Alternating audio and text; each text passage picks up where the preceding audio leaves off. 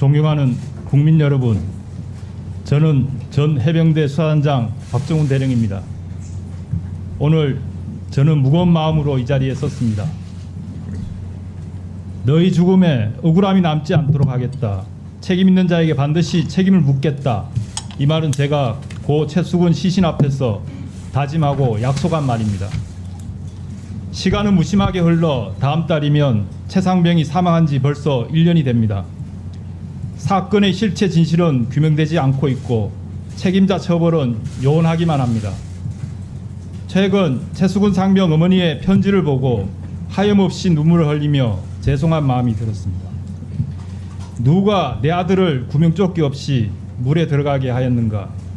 누가 그 세찬 물살에 장화를 신게 하였는가? 편지 속 어머니의 질문은 작년 7월 28일 제가 남원에서 유가족 대상 수사 결과를 설명하였을 때 하신 말씀과 같습니다. 1년이 가까이 지났는데 아직도 어머니는 똑같은 질문을 하고 계시고 그 질문에 답하지 못하는 현실에 죄송하고 또 죄송합니다. 존경하는 국민 여러분, 작년 7월 19일 한 해병 병사가 순직하였습니다. 그는 우리 모두 알고 있는 최수근 상병입니다.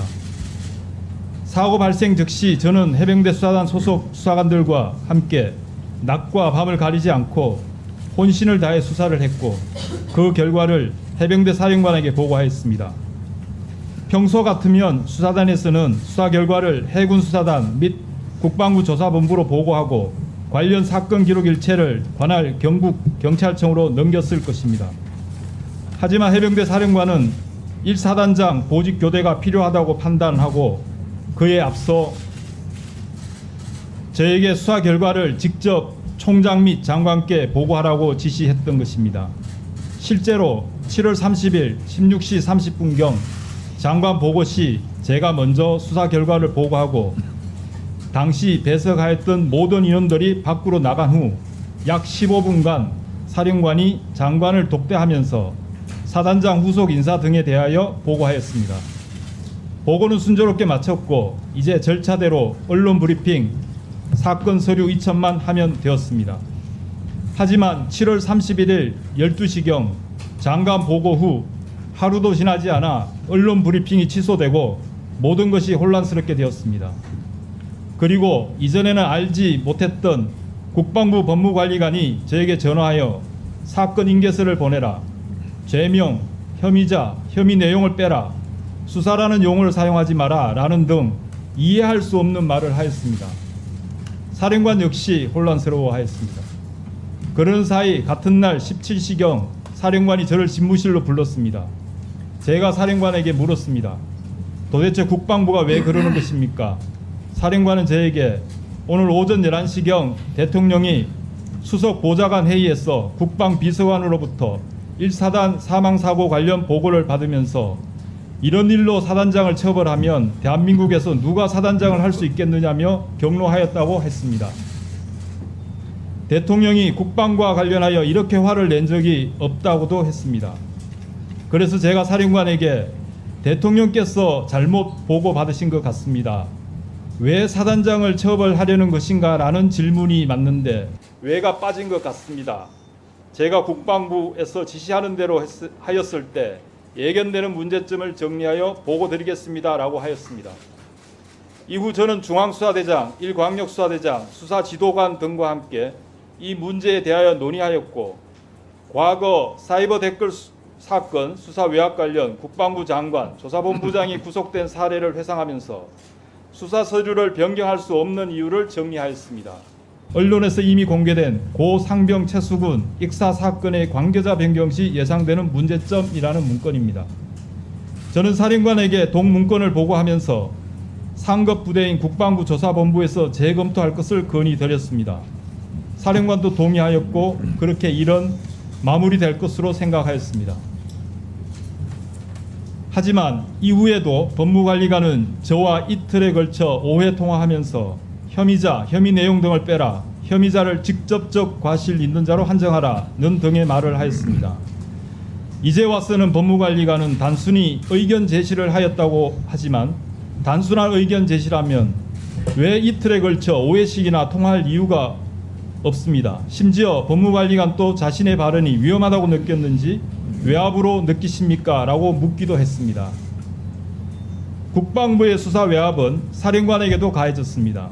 이미 언론 보도된 것과 같이 차관과 군사보좌관, 법무관리관들이 사령관에게 확실한 혐의자는 형사처벌, 지책임자는 징계로 하는 것을 검토해달라. 7월 30일 장관 결재는 중관 결재로 하고 장관 귀국 시 재보고하라. 해병대는 왜 말을 하면 안 듣는 것이냐? 라는 등 전화와 문자를 하였습니다.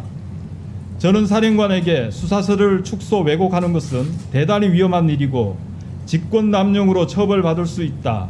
계획된 대로 경찰에 이첩하여야 한다고 수차례 건의드렸습니다. 이제 와서 생각해보니 사령관은 수사서류를 변경하라고 하자니 직권남용이 되고 그렇다고 국방부 지시를 거부하자니 항명이 될 것 같아 이러지도 못하고 저러지도 못하고 고민만 했던 것 같습니다. 군사법정에서 사령관은 7월 31일부터 이틀에 걸쳐 3차례 이첩 보류 명령을 하였으나 제가 이를 거부하였다고 합니다. 도대체 군에서 상관이 동일한 명령을 3차례 내린 이유가 어디에 있습니까? 백보양보하여 사령관이 이첩 보류 명령을 내렸고 제가 순응하지 않았다면 사령관은 저를 직무 배제하든지 적절한 지휘 조치를 하여야 하는 것이 사리에 맞는 것 아니겠습니까? 이런 답답한 상황은 계속 이어졌고 8월 2일 10시경 저는 사령관 집무실로 가서 최종적으로 제가 책임지고 이첩하겠다고 보고하였고 같은 날 10시 30분부터 경북경찰청으로 사건을 이첩하였습니다. 이후 언론 보도와 같이 저는 보직 해임되었고 집단항명 수계, 구속영장 청구 등을 거쳐 현재 기소되어 군사재판을 받고 있습니다. 존경하는 국민 여러분, 저는 현재 사령부로부터 약 4km 떨어진 독립수경지 사무실에 격리되어 11개월째 아무런 임무 없이 출퇴근만 하고 있습니다. 모든 업무로부터 배제되고 부하들과의 자유로운 접촉도 차단된 상태입니다. 한 개인이 국가 권력을 상대로, 그것도 최고 권력을 상대로 이렇게 버틴다는 것은 기적 같은 일입니다. 매일 죽음 같은 시간을 보내면서도 제가 참고 견딜 수 있는 힘은 오로지 국민 여러분들의 지지와 응원이 있기 때문입니다. 이 자리를 빌려 진심으로 감사드립니다. 또한 저 멀리 백령도에서 김포, 포항 및 제주도까지 전후방 각지에서 자신보다 해병대와 국가를 위해 헌신하는 대다수 해병대 전우 여러분들께 진심으로 죄송한 마음을 전합니다. 본의 아니게 해병대 명예가 실추되고 국민들로부터 조롱거리가 되는 모습에 너무 가슴이 아픕니다. 제가 사랑하고 청춘을 보낸 해병대가 어쩌다가 이렇게 되었는지 감히 국민 여러분께 청원합니다. 제가 아는 대한민국 해병대 대다수 지휘관들은 자신의 안위보다 부하를 살피고 솔선수범하며 책임을 다하는 충성스러운 해병들입니다. 부디 정의로운 해병대가 제자리를 찾도록 격려와 응원 부탁드립니다.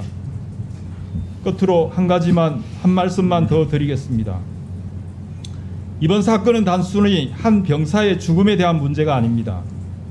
내가 80평생을 살아보니 힘 있는 놈들 다 빠져나가고 힘 없는 놈들만 처벌받더라. 이 말씀은 수근이 할아버지가 수사 결과 설명을 하던 제게 하신 말씀입니다. 마치 성견 지명이 있으신 것처럼 대한민국은 법치국가입니다. 법 앞에 모든 국민은 평등합니다. 부유하든 가난하든 힘이 있든 힘이 없든 국민 모두는 법 앞에 평등하여야 하고 그것이 정의라고 생각합니다.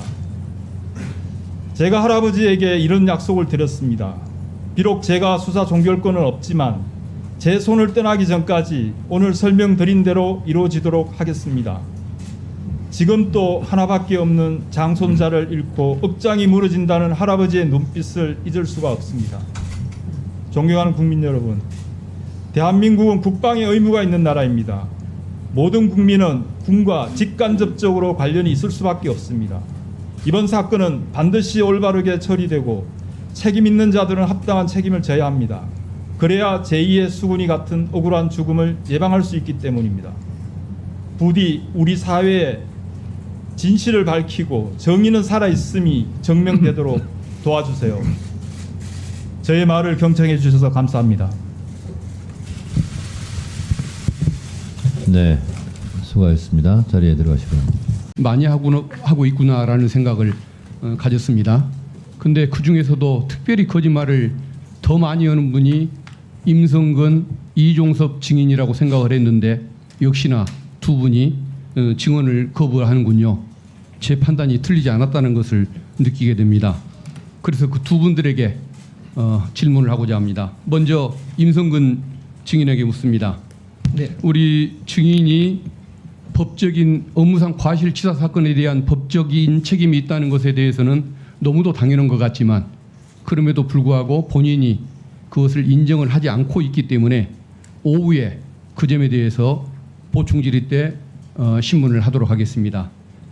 그 전에 왜 대통령실이 또 국방부의 상층부가 임성근 증인을 보호하기 위해서 그렇게 불법적이고 무리한 노력을 했는지 그것을 먼저 궁금한 그 사항을 먼저 풀기 위해서 기초 사항 몇 가지를 묻도록 하겠습니다. 증인은 이번 그 순직 해병 사건과 관련해서 외부적으로 본인의 의견을 얘기할 때 거짓말을 한 적이 있습니까? 없습니까? 없습니다. 다 진실만을 얘기했습니까? 진실만 얘기했습니다. 순직 해병이 수중에서 구조 작업을 벌이고 있는 그 상황 언제 알았습니까? 사고가 발생한 이후에 탐색 구조 작전이 이루어졌고 언제 알았는지만 얘기하십시오. 예, 7월 19일 19시경에 알았습니다. 사고 이후에 알았다 이 말씀이죠? 그렇습니다. 순직 해병의 사망 이전에는 수중 작업이 이루어지고 있는 지시를 안 했고 심지어 알지도 못했다고 지금 얘기하는 거죠? 그렇습니다.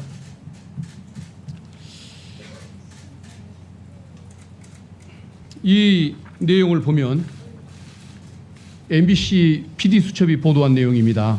네, 수중 작업을 하고 있는 장면을 공보장교가 보고를 했어요. 공보실장이.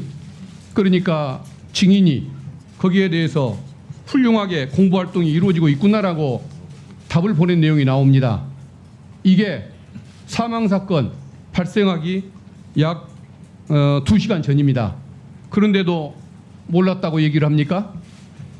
그 언론 스크랩은 여러 신문 기사가 한꺼번에 모여 있는 그런 그러면 이 스크랩입니다. 카톡에 나와 있는 시간이 잘못된 겁니까?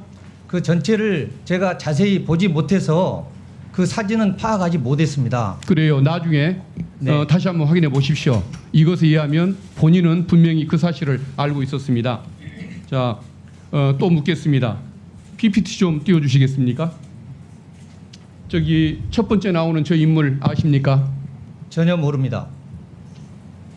고석 변호사님 모릅니까? 한 번도 저분 이름을 들어본 적이 최근 들어서 이름만 들었지 그 전에는 안 사실. 최근에 언제 알았습니까? 언론에서 유튜브나 이런 데서 최근 일주일 상간에 그런 얘기가 있다는 걸 들었습니다. 그러면 두 번째 사진 좀 보여주십시오. 저 두 번째 있는 인물은 압니까? 예, 과거에 대통령실에서 2008년도에 저와 같이 대통령실 큰 한 500~600명 되는 인원들 중에 한 명이었고 저와 같은 사무실에 있지 않았습니다. 그래요. 그 다음에 저 세 번째 이종호라는 인물 압니까? 모릅니까? 모릅니다. 이종호라는 인물이 누군지를 모릅니까? 군인을 말씀하시는지. 민간인 이종호 모릅니까? 민간인 이정호는 모릅니다. 해병대 출신이고 본인하고 골프 모임도 자주 온다고 알려져 있는데 모릅니까? 한 번도 골프를 친 적도 없고 전혀 저 인원은 모릅니다. 나중에 저거 드러나면 본인은 굉장히 거짓말을 잘하는 사람으로 또 한 번 폭로가 되는데도 괜찮습니까? 전혀 모릅니다. 전체 사진 한번 띄워줘 보십시오. 지금 많은 제보 내용이 들어오고 있습니다. 그것에 의하면은 고석 변호사와 우리 증인이 이 사건 변론 문제로 만났다는 의혹이 제기되고 있습니다. 그리고 김태호 안보실 차장과는 같이 근무했던 인연이 있다고 알려져 있고 저 이종호라는 인물은 과거에 해병대 출신인데 증인과 아는 사이이고 증인을 위해서 노력을 많이 한다고 알려져 있습니다. 그런데도 모릅니까? 모릅니다. 그래요? 네. 알겠습니다. 화면 내려주십시오. 일단 기초 사실은 내가 저 정도로 됐고요. 업무상 과실치사에 대한 책임 본인은 인정 안 한다고 했죠? 네. 그건 나중에 묻겠습니다. 이 사건 당시에 집중호우 내렸을 때 피해 복구 작업 여기에 대한 작전 통제권이 누구에게 있었습니까? 경북 지역 지역군 사령관에게 있습니다. 그러면은 본인은 지휘권이 없었던 거죠? 네, 그렇습니다. 근데 왜 지시에 가담을 어떤 직원들에게 작전 지시를 내렸습니까?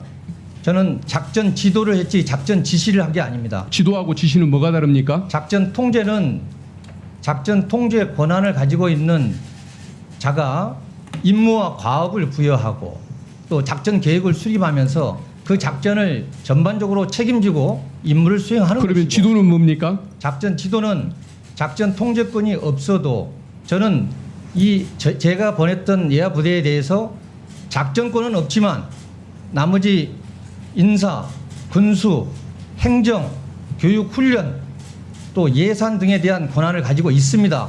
그래서 1,600명을 보내놓고 가서 현장에서 됐습니다. 자, 예, 그러면은 그 본인은 보니까 부하들의 안전 문제 이것만 빼놓고 홍보와 자세와 복장을 챙겨서 폼내는 문제 이것들에 대해서 집중적으로 끼어들어서 지시를 하고 작업 방법까지 얘기를 하고 여러 가지 지시를 했는데 그게 지시가 아니라고 보는 겁니까? 작전 지도라 하면 지시가 아니고 제가 가지고 있는 노하우와 전술적인 경험을 지도해주고 교육해주는 겁니다. 네. 그 임성근 증인. 맞습니까? 네, 맞습니다. 혼자서 최종 책임으로 판단으로 결정한 거다. 네, 그렇습니다. 네. 화면 띄워주십시오.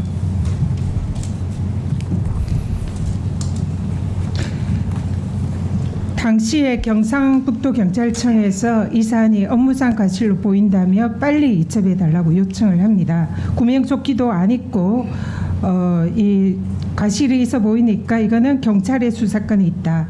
빨리 이 사건을 이첩해달라고 군 검찰에 요청을 합니다. 근데 당시에 군 검찰과 경찰의 수사관들은 외압을 감지를 합니다. 그리고 무서운 일입니다. 라고 얘기를 합니다. 이종섭 장관이 이 무서운 일을 하신 장본인입니까? 아닙니다. 저 무서운 일이라는 표현은 제가 보고받기로는 당시에 그만 특정 질문 상황을 됐습니다. 가정해서 그만하십시오. 가정에서 제가 질문하면 답변이었던 답을 걸로 저는 하십시오. 기억합니다. 그렇기 때문에 그다음에 보십시오. 저것만 들으면은 저 국민들이 오해할 수 있기 그만하십시오. 때문에 제가 답변 묻지 드립니다. 않았습니다. 판넬 보십시오. 화면 봐주십시오. 7월 31일 아까 박은정 의원께서도 지적을 했지만 당시에 대통령의 경로가 있었습니다. 그리고 대통령실에서 국방부 장관에게 전화를 합니다. 국방부 장관은 김기한 사령관에게 전화하고 이첩 보류를 지시합니다. 임기훈, 박진희 비서관과 보좌관도 전화를 서로 주고받습니다. 당일 언론 브리핑이 취소되고 이첩이 보류됩니다. 8월 2일 대통령의 이첩 자료 탈취 지시에 등장하는 대통령의 흐름입니다. 수사단이 이첩을 결정을 하고 대통령은 이종섭 장관에게 세 차례 전화를 합니다. 이시원 비서관이 임기훈 비서관에게 유재현 관리관에게 전화를 합니다. 그리고 유재현 관리관은 경북경찰청에 전화를 해서 김동혁 검찰단장 전화를 해서 이 사실상 이첩 자료를 탈취해 옵니다. 이시원 비서관 전 비서관에게 묻겠습니다. 이날 전화를 할 때에 대통령의 지시로 전화를 한 겁니까? 아니면 본인의 판단으로 전화한 겁니까? 위원장님의 당부도 계속 반복적으로 말씀드리게 됩니다. 예, 아니오만 수사 중인 답하십시오. 사항에 대해서 예, 제가 아니오만 답변드리기가 어렵습니다. 하지 못하시면 자리 가시고요. 임기훈. 잠깐만요. 이시원 증인 네. 10분간 퇴장하세요. 퇴장하십시오. 계속 그렇게 말하면 퇴장시킨다고 분명히 경고했습니다. 10분간 퇴장하시기 바랍니다. 10분 후에 들어오세요. 질의 계속하시기 바랍니다. 임기훈 비서관, 대통령의 지시입니까? 본인의 판단입니까? 그것만 답하세요. 예, 아니요. 제 판단입니다. 네, 다음 자료입니다.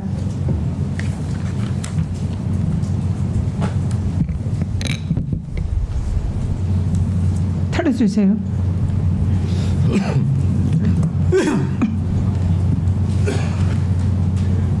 잠깐 꺼주십시오. 화면이 안 나오는데요.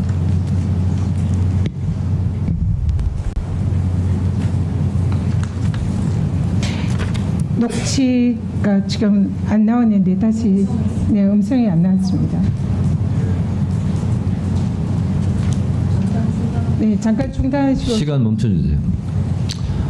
법사위 음향 시스템이 좀 안 좋아서 개보수할 예정입니다. 그래서 마이크 볼륨도 좀 작고 가끔 이런 현상이 좀 벌어지니까요. 가급적이면 알아서 잘 활용해 주시고요. 지금 상태가 좀 안 좋습니다. 시간 1분 좀 더 그런 추가를. 아니, 지금 중지된 상태예요. 중지됐습니다. 지금 안 되죠? 됩니까 안 됩니까?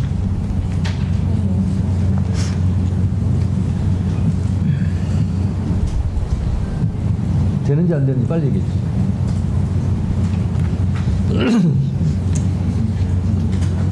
안 됩니까?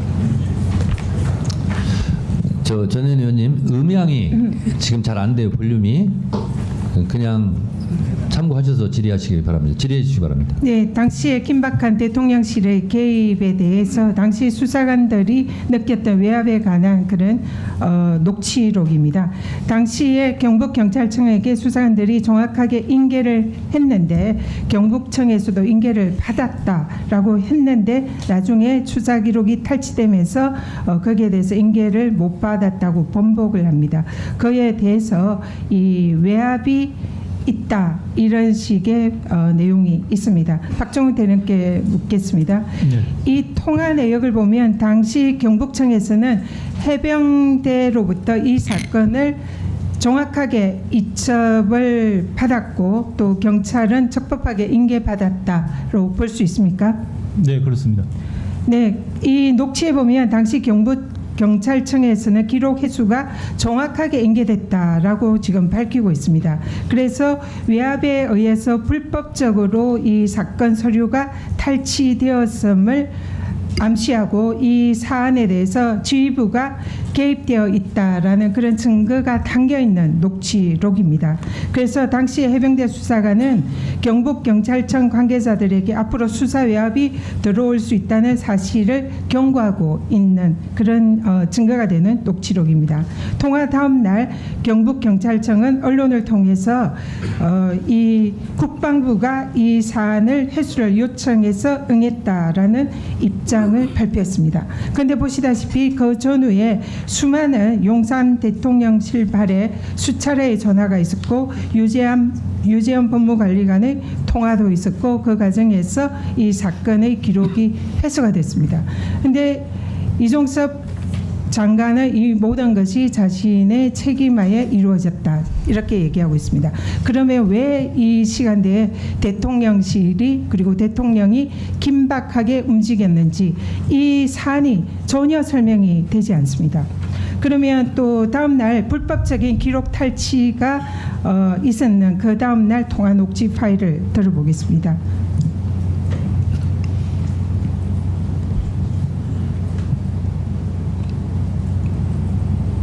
이 다음 화면입니다.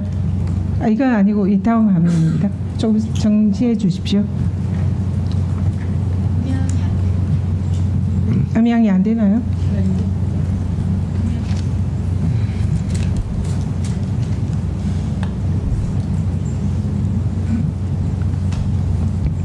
화면만 띄워 주십시오.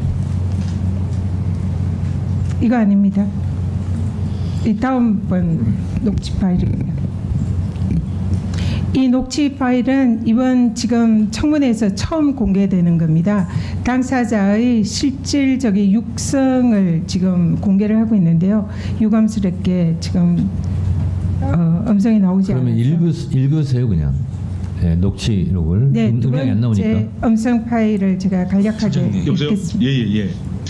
이거 생각 아닙니다. 안 하십니까? 이건 앞에 거고요. 두 번째. 예, 팀장님 너무한다 생각. 오늘 저희가 사건 이거 아닙니다. 읽어주세요 그냥 녹취. 예, 이겁니다. 네. 팀장님 여보세요? 예예예. 이거 너무한다 생각 안 하십니까?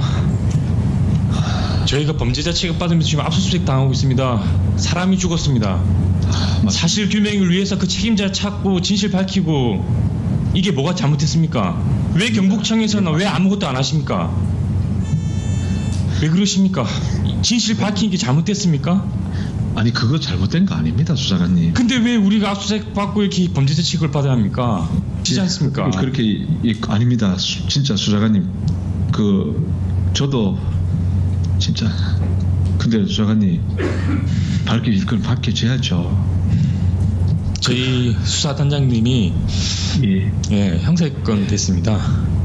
휴대폰도 압수당하고 압색 다 들어오고 여기도 지금 동시 다 들어와 있는데 무슨 근거로 그 사건 기록이 그렇게 가야 되고 왜 경북청에서는 이첩받았다고 정당하게 말을 못하시고 뭐가 그렇게 무서운지를 잘 모르겠습니다. 이거 나중에 밝혀지면 어떻게 하시려고 그러는 겁니까? 우리는 겁이 안 나서 이렇게 했습니까? 겁났으면 이렇게 말도 안 했습니다. 주지도 않았습니다. 모든 걸 다 내려놓고 모든 걸 솔직하게 다 털어놨지 않습니까? 이렇게 세상이 무서울 줄 몰랐습니다. 다음에 꼭 사건이 꼭 거기로 가면 철저하게 수사를 좀 해주십시오, 팀장님. 알겠습니다. 저희 무고한 해병 대원이 한 명 죽었습니다. 알고 있습니다. 네, 그 부모님 앞에서 저희가 맹세를 했습니다. 맹세코 사실관계를 정확하게 밝혀서 그 예방의 목적에 저희도 예방 못했다면 저희도 처벌받겠다고 했습니다. 감사합니다. 전화 주셔서 팀장님. 알겠습니다. 감사합니다, 팀장님. 저 해병대 906기입니다. 대선배인 거 알고 있습니다. 알겠습니다. 죄송합니다, 팀장님. 아닙니다. 네, 들어가십시오. 알겠습니다. 네, 표층. 이분만 좀 존경하는 박지원 의원님께서 저한테 네? 뭐라고요?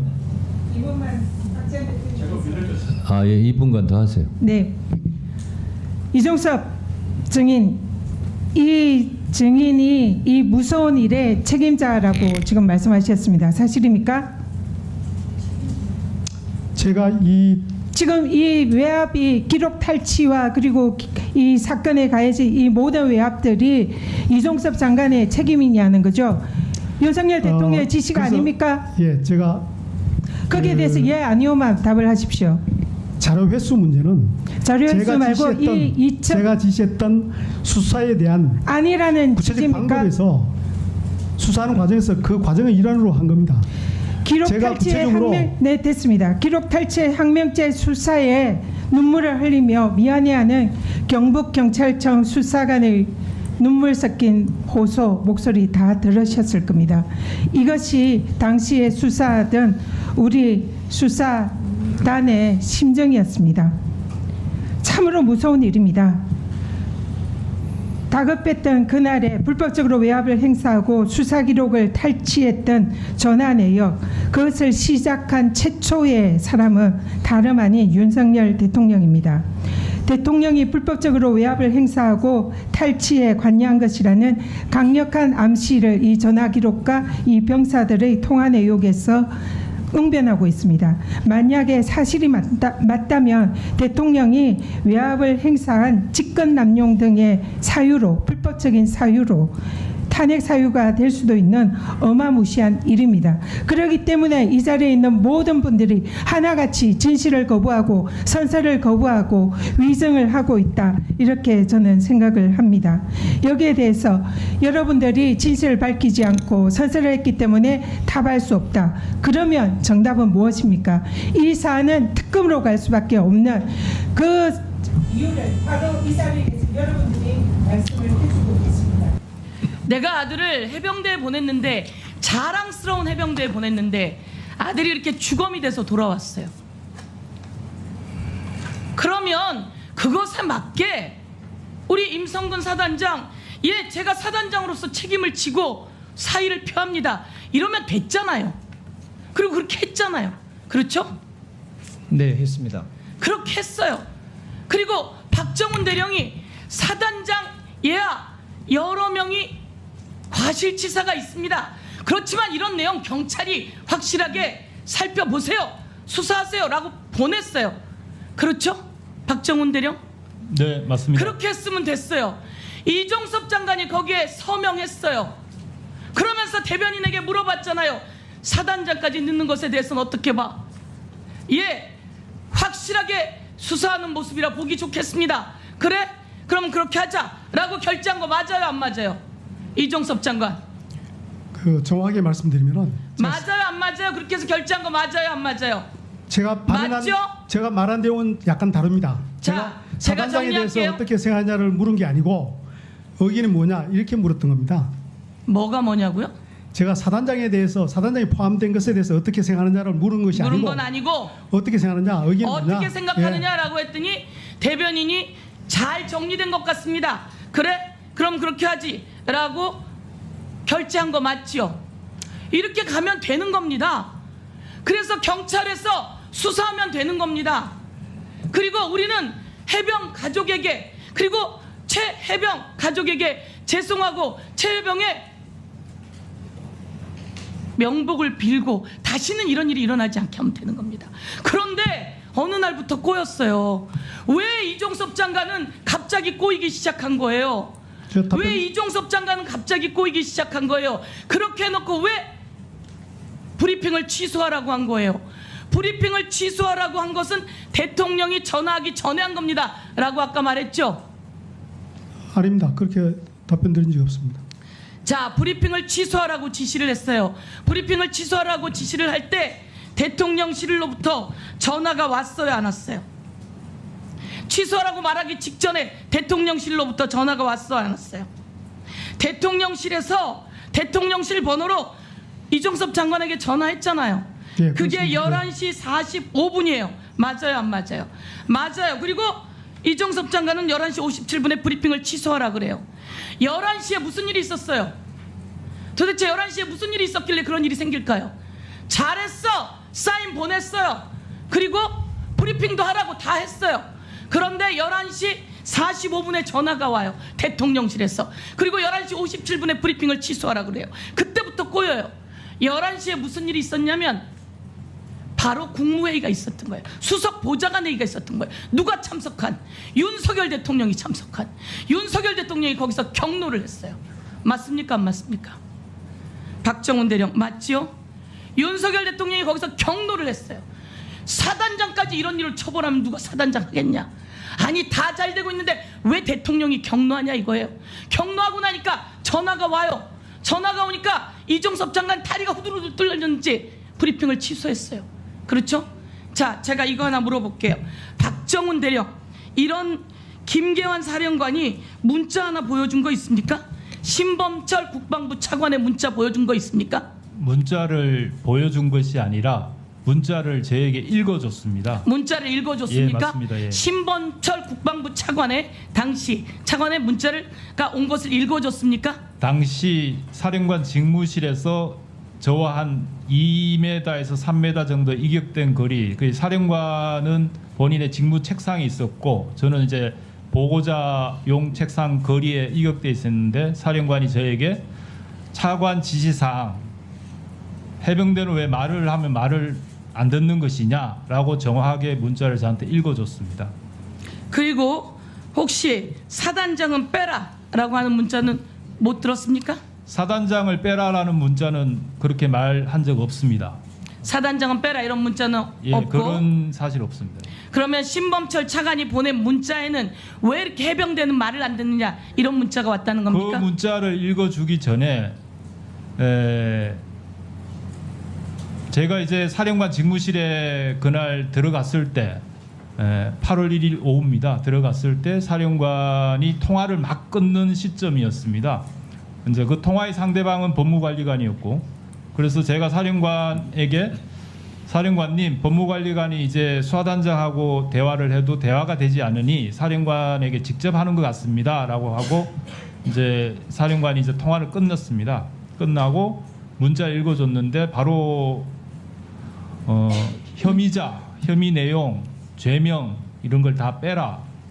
이런 문자를 읽어주면서 해병대는 왜 말을 하면 말을 듣지 않는 것이냐 이렇게 다 한꺼번에 읽어줬습니다. 혐의자, 혐의 내용 그리고 죄명은 빼라 예. 라고 했다는 게 신범철 차관이 보낸 문자의 내용이다 이런 말씀이신 거죠? 사령관이 읽어줄 때 그 네. 서두에 차관 지시라는 차관 단어를 지시? 언급했습니다. 네. 예. 차관 지시가 있고 신범철 차관 이따가 답변하시고요. 이종섭 장관 이런 지시한 적 있습니까? 차관에게? 예, 의원님께서 쭉 있습니까? 없습니까? 네 아니오로 제가 대답하세요. 사단장 빼라고 지시한 적은 한 번도 없었습니다. 없습니까? 예, 빼야 한다는 예. 얘기도 한 적이 없습니다. 없는데 그러면 신범철 차관이 완전히 직권 남용한 거네요. 직권 남용했고 제가 한 가지 더 묻겠습니다.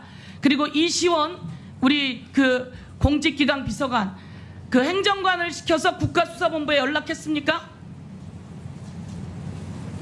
반복적으로 말씀드리게 됩니다만 지금 수사 중인 사안과 관련 예. 우리가 나온 모든 자료에는 윤석열 대통령의 대통령실 공직기강 비서관실에서 국가수사본부에 전화를 해서 그 수사 기록을 회수하겠다라고 이렇게 했고 그리고 검찰 단장이 회수하러 갔다 이렇게 모든 기록이 나와 있어요. 그런데 답변 못하겠다 이거죠. 이것은 완전히 직권남용이고 국기문란이다 이렇게 이야기하겠습니다. 위원장님 시간 1분만 주시면은 국기문란 공직기강 비서관은 답변을 못하겠다고 했고 국가수사본부는 전화를 받았고 국가수사본부가 가서 사건 기록을 회수해오는 과정에 검찰 단장이 그것을 회수해오고 이거 정말 국기문란입니다. 국정농단입니다. 네. 위원장님 1분만 주시면은 이종섭 증인 1분만 발언하세요. 예, 서영교 위원님께서 그날 상황에 대해서 설명을 하셨는데 좀 더 정확하게 진실을 밝힌 데 도움이 될 것 같아서 말씀을 드리겠습니다. 제가 이첩 보고를 하게 된 배경은 그 전날 의문을 가졌던 두 가지가 확인되지 않았고 또 그날 보고할 때는 해당 참모였던 법무관리관이 없었습니다. 그래서 법무관리관에게 의견 좀 듣고 싶어 해서 이첩을 일단 보류를 해라. 그 다음에 상황을 좀 더 판단해보자 하고 이첩 보류했고 그리고 바로 다음 시간대가 1시 30분이었는데 회의를 소집해서 법무관리관에게 그런 법적인 문제를 질문했습니다. 왜냐하면 그 군사법원법이 개정된 지 딱 1년 됐습니다. 시행된 지 1년 딱 되는 시점이었기 때문에 개정 군사법원법에 대한 설명을 쭉 했었고 그때는 사단장에 대한 언급이나 개개인에 대한 이야기들이 주제가 아니었습니다. 그 과정에서 제가 몇 가지 지침을 주고 지시를 한 겁니다. 그러다 보니까 법무관리관은 저희 지침을 받고 개정 군사법원법에 대한 법리적인 문제를 설명을 했던 겁니다. 근데 왜 거기서 사단장 이야기가 나오는지 저도 참 답답하고 알겠습니다. 그런 상황입니다. 알겠습니다. 자, 다른 증인들도 잘 들으세요. 이종섭 증인처럼 저렇게 본인이 발언할 기회를 못 가져서 발언하고 싶다. 그럴 때는 위원장에게 저렇게 요청하시면 됩니다. 발언기 드리잖아요. 그렇지 않습니까? 그리고 그 지금 발언하신 내용의 진실 여부와 관계없이 국회에서의 질서, 규칙을 지켜달라는 거예요. 아시겠습니까? 그래서 방금 진실 내용 발언 내용의 진실 여부는 저는 차치하고 그런 태도는 잘 하신 거예요. 이종섭 증인. 아셨습니까? 앞으로 다른 증인도 참조해 주시기 바랍니다. 네? 네, 하세요. 네, 알겠습니다. 여기는 증인들을 오게 해서 저희들이 질의하고 답변도 듣는 자리입니다. 그렇지만 지금 뭐 이종섭 장관이 꼭 이야기하고 싶은 경우에 그렇게 줄 수도 있다고 생각합니다. 그랬더니 또 신범철 차관이죠. 손을 들었어요. 여기는 그런 자리가 아니라고 봅니다. 그래서 손 든다고 말한다고 위원장께서 다 줄 수 있는 자리도 아니고요. 지금 여기에는 최 해병이 목숨을 그렇게 잃고 떠난 그날 구명조끼만 있어도 살았는데 그러면 잘못했다고 하면 되지. 그 과정에 무슨 사람을 또 불러서 결재까지 해놓고 또다시 불러서 이게 제가 잘한 겁니다 라고 얘기하는 자리가 맞습니까? 이게 맞습니까? 해병에게 구명조끼만 입혔어도 살았어요. 5명이 떠내려가다 억지로 살아났어요. 이 친구들은 곡괭이 들고 삽 들고 장화 신고 도로 복구하는 줄 알고 갔어요.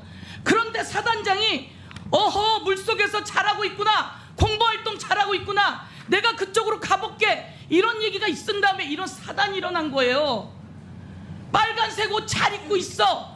그게 아니라 그 위에 구명조끼는 입어야 돼, 이랬어야 되는데 이 아무것도 아닌 내용을 가지고 대통령실이 들어가고 공직기강 비서관이 들어가고 모두 다 들어간 거예요. 여기에 마치 사실 기록이 현란한 얘기로 아닌 것이냐 하는 이 내용에 저는 그럴 자격 없다고 생각합니다.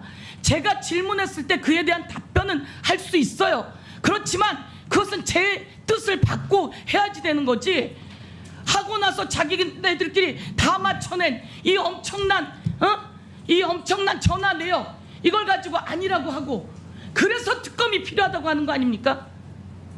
아니 구명조끼 안 입혔으니까 너 가서 경찰에 가서 수사 받아 이러면 되지. 왜 그걸 결제해놓고 다시 준 걸 뺏고 다시 오라 그러고, 그리고 수사단장을 왜 항명수괴죄로, 대한민국에 이런 수사단장이 항명수괴죄가 되는 예가 있습니까? 그런데 그 시간에 손을 번쩍 들고 제가 답변한다고 그래서 마치 그럴싸한 것처럼 답변하고, 대한민국 지금 이게 말이 되는 겁니까? 대통령이 왜 여기에 끼어들어가지고 이런 사단을 냅니까? 이 수많은 사람이 전부 다 범죄자 되게 생긴 거 아닙니까? 아까 말했듯이 김관진 국방부 장관이 의무에 없는 일을 시켜서 전부 다 처벌받았잖아요. 그래서 안 된다고 하는 거 아니에요? 이종섭 장관 그 회수한 거 의무에 없는 일 시킨 것도 마찬가지예요. 그런데 저는 법을 어긴 적이 없다고요? 그건 이종섭 장관이 판단할 일이 아니라서 저는 발언 시간을 주되 그것은 제대로 전달해서 줘야 된다, 이렇게 의사진행을 네. 네, 선서를 거부했기 때문에 저는 이종섭 전 장관은 증인이라고 보지 않습니다. 그래서 이종섭 씨라고 부르겠습니다. 자, 이종섭 씨는 7월 30일 날 수사 결과 보고서 결제를 했죠. 화면 한번 보여주십시오. 결제했죠? 예, 결제했습니다. 네, 본인 서명 맞아요? 예, 맞습니다. 네, 이게 공문서입니까? 공문서입니까? 사문서입니까? 공문서입니다. 네. 자, 박정원 대령, 아까 우리 이종섭 씨가 처음에 얘기할 때 이렇게 얘기하더라고요. 이 보고를 받은 것은 언론 설명 자료를 보고받았다, 이렇게 얘기합니다. 맞습니까? 아닙니다. 어떤 자료입니까? 언론 설명 자료는 저희가 3장짜리로 따로 있고, 지금 화면에 나오는 자료는 수사 결과에 대한 보고서입니다. 네, 이걸 7월 30일 날 들고 가서 보고하고 결제를 받은 것이죠. 그렇습니다. 그러면 아까 이종섭 씨가 언론 설명 자료라고 얘기한 건 거짓말이네요. 언론 설명 자료를 제가 보고한 적 없습니다. 네. 제가 그 말씀 아직 드리면 질문 안 했습니다, 이종섭 씨. 잠깐만, 여기서 기다리세요. 제 시간이에요. 굉장한 오해가 있기 때문에 시간 멈춰주시고요. 이종섭 증인, 예, 지금 뭐 하는 겁니까? 지금 굉장한 이종섭 오해가 있기 때문에 증인. 그런 겁니다. 좀 이따 잠자고 말씀드리겠습니다. 계세요. 하셨습니까? 예, 증인 선서도 할 그런 배짱도 없으면서 뭘 이렇게 말이 많아요? 잠자고 계세요. 본인에게 질문하는 게 아니에요. 질의 계속해 주세요. 자, 박정원 대령은 이 사건 수사를 할 때 수사 전에 사고 발생 이후 대통령이 이 사건을 철저하게 수사하라고 언론을 통해서 지시를 했고, 그것 때문에 한 점 의혹 없이 수사를 하겠다고 다짐했죠. 맞습니까? 네, 맞습니다. 네, 그래서 철저하게 수사하고 사단장까지 처벌해야 된다, 이렇게 보고한 거 맞습니까? 맞습니다. 혹시 이종섭 씨한테 보고할 때 그 얘기도 했어요? 대통령이 이런 지시를 해서 내가 더 철저하게 했다, 이런 얘기는 했나요? 그런 언급 없었습니다. 네.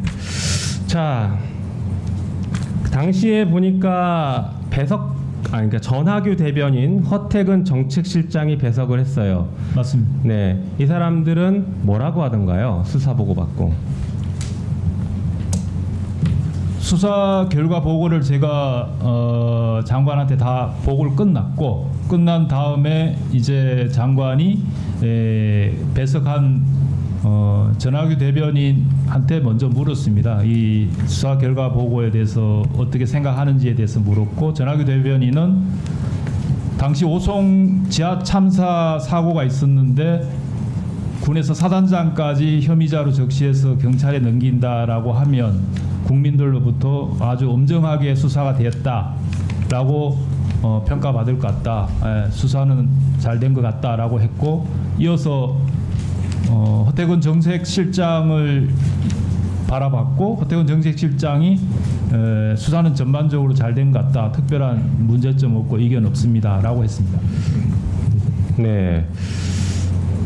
지금 아까 이종섭 씨는 또 모두 발언에 자기가 보고받을 때 두 가지 의문점을 제시했다라고요. 뭐 사단장이 정상적으로 지시했는데 왜 혐의자 포함했냐부터 현장 통제한 지휘관들을 왜 포함했냐, 이런 문제 제기를 했다는데 이런 문제 제기한 게 맞아요?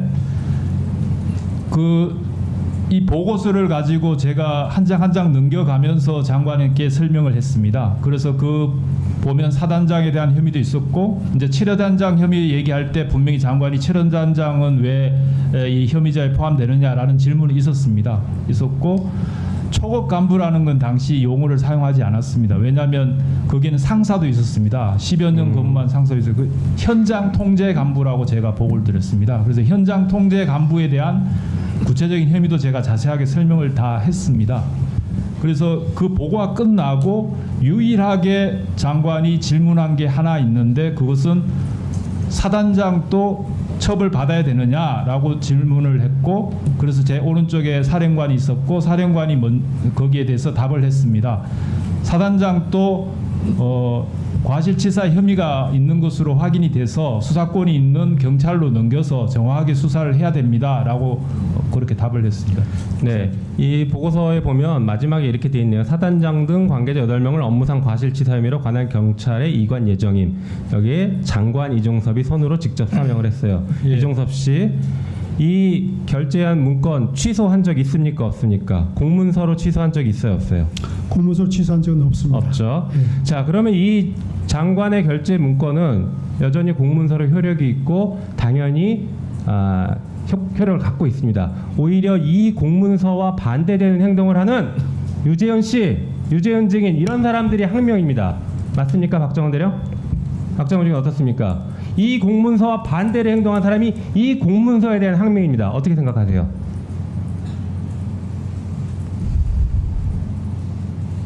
박정원 대령, 박정원 증인 어떻게 생각하십니까? 제가 지금 한 얘기에 답변하기 곤란하시면 다음 질문 그 넘어가겠습니다. 부분은 제가 답변할 성질은 아니라고 알겠습니다. 자, 이게 대통령, 이게 지금 다음 화면 보이시죠? 이렇게 보고하고 나서 다음 날 대통령실로 전화가 와요. 11시 54분에 전화가 와서 168초를 통화합니다. 그리고 나서 곧바로 박진희 보좌관이 김계환 사령관에게 곧바로 전화합니다. 박진희 보좌관 이때 옆에 있었죠? 장관 옆에 있었죠? 빨리 답변하십시오. 네, 있었습니다. 네, 그래서 곧바로 전화한 것 같은데 이때 대통령한테 전화한 거 맞아요? 아닙니다. 누구한테 전화 왔어요? 저는 알지 못합니다. 몰라요? 네. 누구한테 전화 온 것 같았어요? 그럼 잠깐만요. 그럼 왜 바로 김기환 사령관에게 전화한 거예요? 오찬장으로 이동하기 전에 장관님하고 이런 내용에 대해서는 대화가 있었습니다. 됐습니다. 들어가십시오.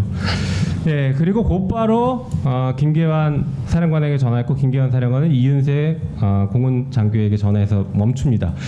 자, 브리핑을 멈췄어요. 아까 말한 대로 이종섭 씨가 결재한 그 서류는 여전히 유효한데 갑자기 브리핑을 멈추고 이첩도 멈춥니다. 다음 페이지 보여주시죠. 정부제조법에 이게 있어요. 대통령은 중앙행정기관의 장애 명령이나 처분이 위법 또는 부당하고 인정하면 이를 중지 또는 취소할 수 있다. 이거 대통령 전화 받고 대통령이 직접 취소한 거 아니에요, 이종섭 씨? 답해 보세요. 이첩 보류는 제가 판단해서 제가 한 조치입니다. 브리핑 취소는? 브리핑도 마찬가지입니다. 그 말에 책임지셔야 될 겁니다. 예, 그렇습니다. 그리고 위원장님, 자. 제가 잘못하면 허위 준술이 되기 때문에 한 가지만 말씀드리면은, 자, 좀 이따 하시고요. 자, 다음은 박지원 네, 위원장님. 의원님 질의하시기 바랍니다. 제가 말씀드리지 않으면 허위 자, 준술이 됩니다. 가만히 계세요. 허위 진술로 오해를 하시기 때문에 그것이 이종섭 증인. 자, 다른 아니, 그래도 의원님들도 국민들이 보고 있지 집중하시기. 않습니까? 자, 이종섭 증인 계세요. 7월 19일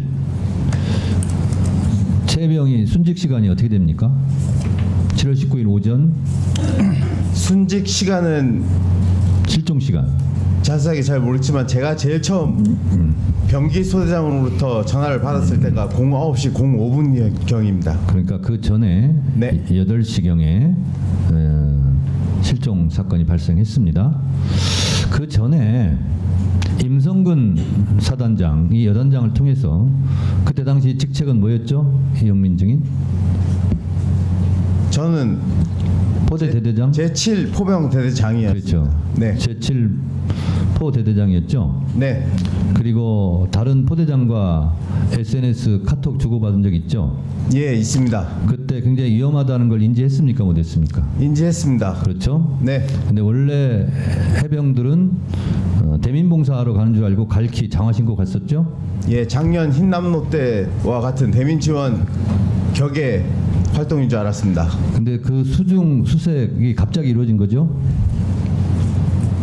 예, 수색 정찰로 임무가 바뀌었습니다. 그렇습니다. 근데 굉장히 위험한 상황이었죠? 예, 위험한 상황이었습니다. 장갑차도 들어갔다 나왔죠? 너무 위험해서? 맞습니다. 네. 이렇게 위험한 유속이 빠른 상황에서 수중 수색을 지시한 사람이 누굽니까? 수중 수색을 지시한 사람은 수중 수색으로 오해하게끔 만든 사람은 7여단장 또는 그 위에 상급 지휘관으로 생각을 합니다. 그 상급 지휘관은 임성근 사단장으로 추정할 수 있죠? 예, 사단장, 여단장으로 추정할 수 있습니다. 네, 그렇습니다. 저는 임성근 사단장이 수중 수색을 지시했다고 저는 알고 있고 믿고 있습니다. 자, 그러면 임성근 사단장이 최혜병의 순직을 7월 19일 8시경에 실종이 됐는데 그 오후 저녁 7시경에 알았다고 아까 증언을 했는데 이 증언은 허위일 가능성이 높죠? 위원장님, 그 실종은 제가 09시 05분 경으로 바로 알고 있고 증인은 그때 알았고 예. 실제로 순직 실종 사건이 발생한 그 이전이지 않았겠습니까? 9시 3분으로 알고 있습니까? 예, 그때 바로 소대장에게 떠내려가고 있다라고 보고받았기 때문에 그 시간이 9시 3분입니까? 9시 05분경입니다. 9시 05분이요. 예. 그런데 임성근 사단장은 부하 직원이 그 물길에 떠내려가고 실종이 된 것을 저녁에 알았다는 거예요. 오후에. 예. 이 사실을 믿습니까? 이 증언을 믿습니까? 이해가 안 되는 말입니다. 그렇습니다. 지시하고 현장에 도착하고 간방교, 보문교 일대 현장 지도를 본인이 했다고 그러는데 정작 실종 사건이 발생한 것은 9시 5분 전후인데 그거를 그날 저녁 7시경에 알았다라고 아까 증언한 거에 대해서 이해할 수 없다는 거죠? 예, 저는 그렇게 듣지 않았지만 질문의 말씀에는 그렇게 느껴집니다. 네, 알겠습니다. 들어가 주셨습니다. 네, 들어가겠습니다. 다음은 이건태 의원님 질의하시기 바랍니다. 위원장님, 질문하기 전에 자료 화면을 좀 보여주십시오.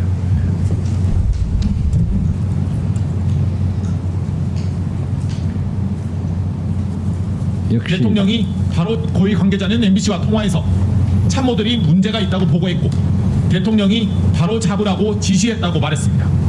특히 대통령이 수사권 없는 해병대 수사단이 혐의자를 많이 만들었다. 군부대 사망사고를 경찰이 수사하도록 개정된 군사법원법에도 맞지 않는다고 구체적으로 야단을 쳤다고 전했습니다. 직무에서 손 떼라. 그리고 직원들을 빨리 석방시켜라. 그다음에 압수문을 전부 돌려줘라. 이렇게 자꾸 뭔가를 따지고 수사하는 사람들이 느끼기에 이게 좀 정당하고 합당하지 않고 수사하는 사람들은 그런 것을 외압이라고 느낍니다. 와, 딱이네. 알거든. 자, 전현희 의원께서 구체적으로 육성 파일을 들었습니다. 거기에 보면은 우리 해병대의 수사관이 얼마나 정의로운가, 그리고 경북경찰의 팀장이 얼마나 정의로운가, 이런 것을 보여줄 수 있는데 왜 우리나라는 대통령, 이종섭 전 장관 그리고 김성근 사단장은 썩었을 거예요. 박정훈 대령 한번 말씀해 보세요.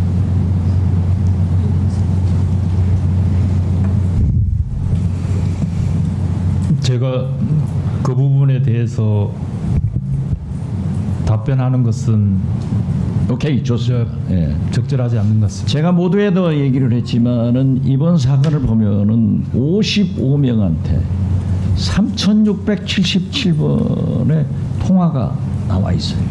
물론 저렇게 녹취록도 나와 있는 건 있지만은 대개는 통화 사실만 있는 거예요. 자, 여기에는 대통령께서 우즈벡에 출장 가 있는 국방장관에게 개인 폰으로 3번 전화를 했다 했는데 이종섭 장관은 당시 국방에 가서 대통령과 통화한 적 없다 이렇게 답변했죠. 이걸 보면은 대통령이 얼마나 비겁해요. 자기는 통화한 것이 있었고 통화 사실은 그렇지 않다라고 하면서 꼬리를 잘라버린 거예요. 부하인 이종섭 장관에게 책임을 전가시켜버린 거예요. 그런가 하면은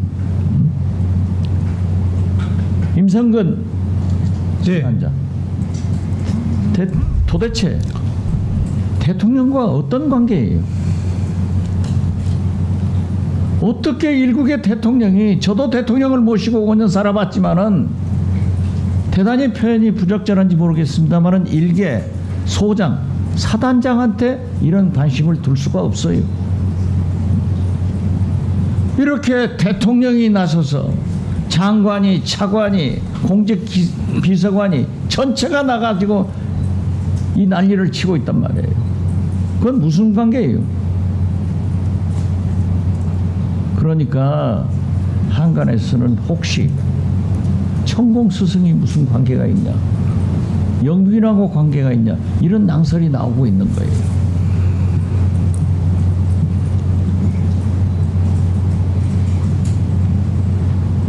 자, 이러한 것은 보면은 대통령은 장관한테, 임성근 사단장은 부하들한테 모든 책임을 넘기는 것은 저러한 해병대의 수사관, 경북경찰청의 팀장, 이런 걸 보더라도 우애가 썩었단 말이에요.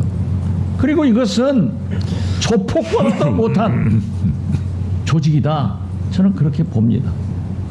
따라서 왜 우리가 특검을 해야 되는가, 왜 우리가 오늘 특검을 위한 입법청문회를 하는가를 여러분들이 웅변으로 국민 앞에 증명해주고 있어요. 대통령 최상병의 청문회가 아닙니다. 이것은 윤석열 대통령의 청문회가 돼야 돼요. 윤석열 대통령이 모든 사단을 일으킨 거예요. 이러한 문제에 대해서 박정훈 대령, 네. 윤석열 특검이 필요한가, 최상병 특검이 필요한가, 여기에 모든 총책임자는 누구인가, 이 일련 사태에 대해서 한번 답변해 보세요. 이 사건을 두고 처리 방향에 대한 제 생각을 말씀드리겠습니다. 이 사건은 지금 세 갈래로 나눠져 있습니다. 사망 사건은 경북경찰청으로, 항명 사건은 군사법원으로, 수사 외압은 공수처로 되어 있습니다. 여기에 참석하시는 모든 의원님뿐만 아니라 이 방송을 보고 있는 대한민국 국민 모두 이 사건의 실체 진실이 밝혀지기를 누구도 거부하거나 거기에 반대하는 사람은 없을 겁니다. 심지어 여당 의원들도 마찬가지입니다.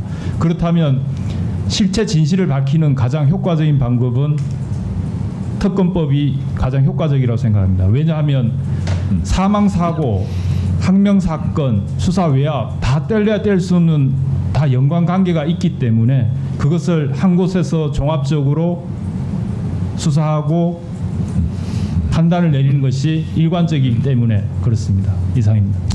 네. 시는 하지 않고 지도만 했다, 이렇게 표현했죠. 지휘를 하지 않고 작전 통제입니다. 그러니까 제가 말씀드린 건 작전 통제권을 행사하지 않고 네. 작전 지도만 했다. 그 말씀을 그러면 드렸습니다. 자, 별자리 아니에요? 예. 별 둘이 절병들이 볼 때 지휘하고 지도하고 어떻게 다르죠? 작전 지휘하고 지도하고 어떻게 달라? 이 제가 상대한 건 지금 여기 있는 뒤에 대대장도 와 있지만 제가 상대한 것은 여단장 대령만 상대했고 오케이, 대대장들은 일체 본 적도 그것은 들은 적도 그렇게 받아들이는데 빠져나가지 마라 이거죠. 이용민 대대장 장관 앞으로 나오세요. 대대장은 최해병 묘소에 갔죠. 예, 여러 번 갔습니다. 예, 통곡을 했죠. 예. 대통령은 꼬리 잘라서 장관한테 위증죄로 할 수 있도록 잘라가고 사단장은 저렇게 밑으로 하는데 대대장은 어떻게 생각했어요? 뭐라고 통곡했어요? 한번 그 최해병 요소에 가서 한 생각을 얘기해 보세요. 죄송합니다. 제가 저번 주 목요일 날 퇴원을 했습니다. 제가 오늘도 약을 먹고 이 자리에 있지만 조금 안 좋아지면 표현이 좀 안 좋아질 수 있기 때문에 그냥 미안하다고 얘기하고 제가 부모님과 약속한 오케이. 왜 대대장은 밑에 책임 회피해버리면 될 건데 전 처음부터 책임을 회피할 생각이 없었습니다. 제 부하들 처음 제가 그 현장에 있지도 않았지만 그 현장에 달려갔을 때 힘들어하고 슬퍼하는 그 제 부하들을 봤을 때 그리고 그 누군가가 제 부하들을 욕했을 때 그때 저는 많이 힘들었습니다. 그게 해병대입니다. 전우를 지켜줘야지 해병대입니다. 아닙니다. 여기까지 하겠습니다. 위원장님 이제 1분 정도 시간 주시면 이용민 증인 들어가세요. 임성근 전 사단장은 당시에 수사권도 없고 수색 지시도 하지 않은 본인에게는 과실 책임이 인정될 수 없다라고 지금 주장하고 있죠. 네. 박정훈 증인은 최해병 사망 사건 수사 결과 임성근 사단장을 포함한 최해병 상급자 8명에 대한 과실 책임을 인정해서 이첩 대상으로 명시하고 7월 30일 당시 국방부 장관인 이종섭에게 보고하고 결재를 받아서 경북청에 이첩을 하셨죠. 네, 그렇습니다. 적법한 절차지요. 적법한 절차라고 생각합니다. 네, 우리 박정훈 증인에게 사실관계를 좀 묻겠습니다. 최해병이 속한 대대는 수중 수색 작업이 해병대지만 훈련이 되어 있지 않은 포병부대였죠. 포병부대 맞습니다. 최해병 부대가 출동할 당시에는 수해 복구 지원 사업을 할 것으로 명령을 받고 갔었는데 중간에 이게 임성근 사단장에 의해서 물속에 들어갈 것을 암시하는 수중 수색 작업을 지도를 받았다 이런 얘기가 있는데 사실인가요? 경북 예천으로 부대가 전개되면서 그 17일 그 7월 17일 10시경에 사단장이 7여단장한테 실종자 수색 작전이다라는 것을 얘기를 했고 그 작전 현장은 전체가 한 7, 80km 반경이 됩니다. 굉장히 넓은 지역인데 네, 일단은 초기에는 출발할 때는 수해복구 사업으로 갔는데 중간에 사단장의 수색 작업의 명령으로 바뀐 거죠. 네, 그렇습니다. 네, 통상 부대에서 이렇게 휴가 나가거나 출타 이렇게 할 때도 물놀이 등에 대한 안전 수칙 이런 거 장병들에게 지도하죠. 예, 안전 위의 요소에 대해서 교육합니다. 지금 당시 내성천에 보면 이 장갑차도 들어갔다가 바로 나올 정도로 매우 폭우로 물살이 거세고 위험한 상황이었죠. 많이 위험했습니다. 이런 위험한 상황에 수색을 지시하려면 당연히 사전에 또 더구나 당시 해병장 해병들은 이 지역에 전혀 가보지 못한 낯선 곳이라 여기에 대한 지역에 대해서 설명을 하고 안전 교육을 하고 반드시 로프나 구명조끼 이런 장비를 지급을 해야 되는 거죠. 당연히 해야 된다고 생각합니다. 이런 조치가 이루어졌습니까? 이루어지지 않았습니다. 임성근 증인에게 묻겠습니다. 증인이 당시 현장 2번 방문하셨죠? 네.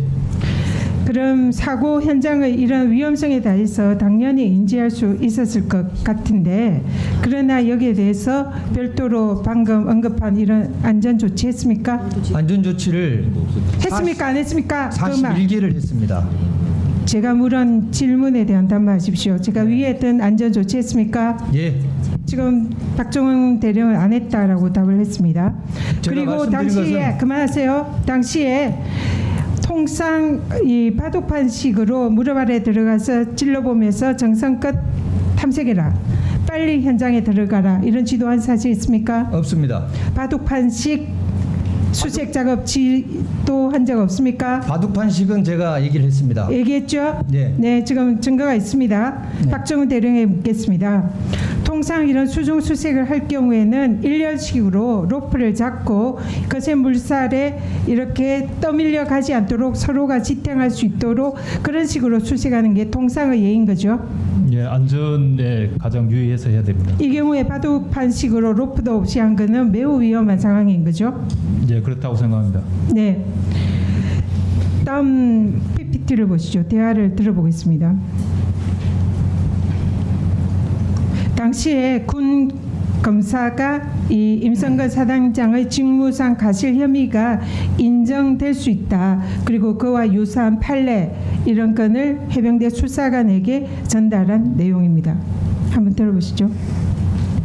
산업 현장에서 대표이사의 책임, 대표의 책임을 인정한 관리자에 대한 책임을 묻는 거지 않습니까? 예, 맞습니다. 네네네네. 예, 그 중에서 저희가 좀 유심 있게 본 판결 중에 뭐가 있었냐면은 현장에 방문해서 위험을 인지했음에도 별다른 조치를 취하지 않았던 점. 네네. 그런 것들이 좀 드러나 있는 판결들이 있습니다. 아, 알겠습니다. 예. 그다음 그거 외에도 네네. 그냥 일반적으로 어떤 안전 장비를 지급하지 않았던 점. 네네. 그런 점이 이제 과실로 잡혀 있는 판결들이 있습니다. 네. 군검사가 당시에 안전장비를 지급하지 않은 이런 사례의 경우에는 과실로 인정되는 판례가 있다 이러고 해병대 조사관에게 수사관에게 전달을 한 그런 내용입니다. 그리고 유사한 판례들도 많이 있습니다. 제가 찾아봤는데요.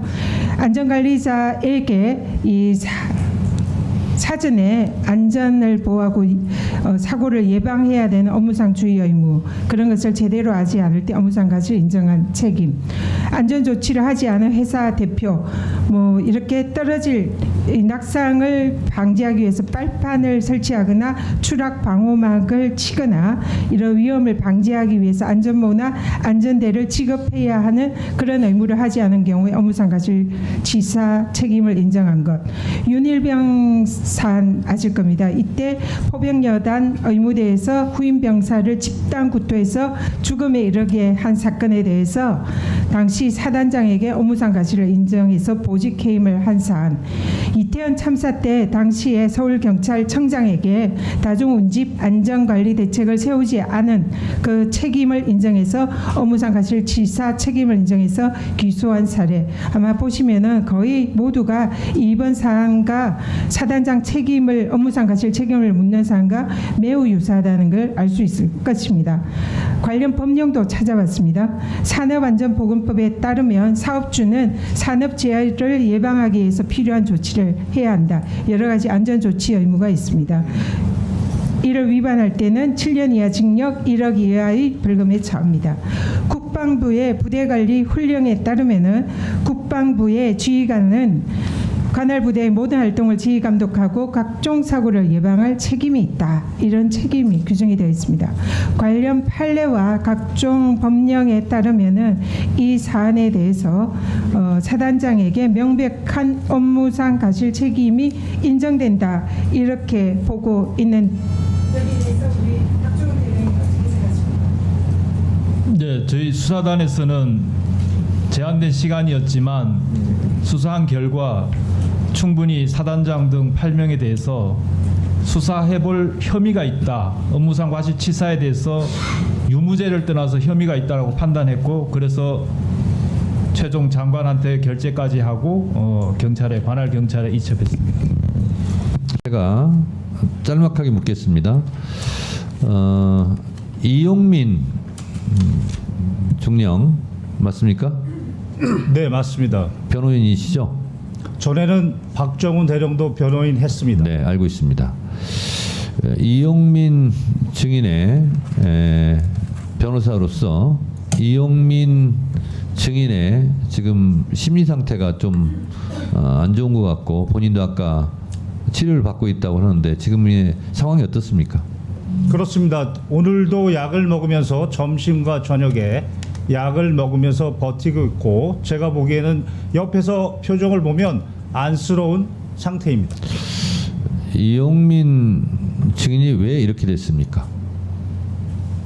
제가 파악하기로는 해병대 사령부 차원에서 차별과 정서적 학대 이것 때문이라고 파악했습니다. 이용민 증인은 포대 대대장으로서 지금 책임을 통감하고 있고 책임을 지겠다는 자세에 있죠. 그렇습니다. 수사 처음부터 도의적 책임뿐만 아니고 법적 책임에 대해서 모두 지는 것이 고 최해병에 대한 진정한 명복을 비는 길이다. 이렇게 밝혔습니다. 이용민 증인의 태도는 이러한데 그 윗 상관들의 태도는 어떻다고 생각하십니까? 특히 임성근 증인은 오늘 청문회에서도 허위 사실을 2번이나 이야기했습니다. 그 허위 사실 2번 얘기한 것은 무엇입니까? 오전에 자신의 부하가 수중수색한 사실을 7월 19일 19시경에 인지했다라고 얘기했습니다. 그러나 그날 사고가 발생하고 7월 19일 10시 46분경에 사단의 참모장으로부터 이용민 중령한테 전화가 왔고 당시 이용민 중령은 벨트 아래 수중수색간에 실종이 돼서 사망했다라고 보고했습니다. 정상적인 군의 보고 체계라면 참모장은 바로 사단장에게 보고했을 것이고 또한 해병대 수사단에서 임성근 증인은 자신이 스스로 7월 22일 영결식 이후 수중수색 사실을 처음 알았다. 깜짝 놀랐다. 나는 수중수색 지시를 한 바 없다라고 말한 자신의 발언과도 배치됩니다. 두 번째는 수중 지시가 아니라 수중수색 지시가 아니라 본인은 계속 현장 지시가 아니라 지도였다고 그래서 지금 피해가는 말을 하는 것 같은데 그 부분에 대해서는 어떻게 생각하세요? 그렇습니다. 오후에 또 하나 허위 사실은 작전 지도와 관련해서 7여단장, 사단장은 7여단장의 관계에서 작전 지도를 한다 이렇게 얘기했습니다. 그러나 7월 18일 오전 현장 방문한 것이 바로 포병 3대대 구중대였습니다. 당시 구중대장은 전날까지만 해도 호우 피해 복구 작전이라고 알았는데 현장에서 갑자기 실종자 수색 작전으로 변경했고 당시 지형 정찰 및 위험성 평가를 위해서 병력을 대기하고 있었습니다. 그런데 갑자기 사단장이 나타나서 브리핑하고 있는데 갑자기 브리핑을 중단시키고 지금 빨리 들어가서 수색 안 하고 뭐하냐 라고 수중 수색 작전을 그리고 중대장한테 명령했습니다. 명백하게 허위 사실이고 그 구중대가 바로 국민일보 일면에 나온 일렬식 수중수색 그 사진입니다. 자, 또 하나의 허위 증언이 있습니까? 이종섭 증인이 국민들 앞에서 이첩 보류 지시가 적법하다라고 얘기했는데 명백하게 법리 오해 위법입니다.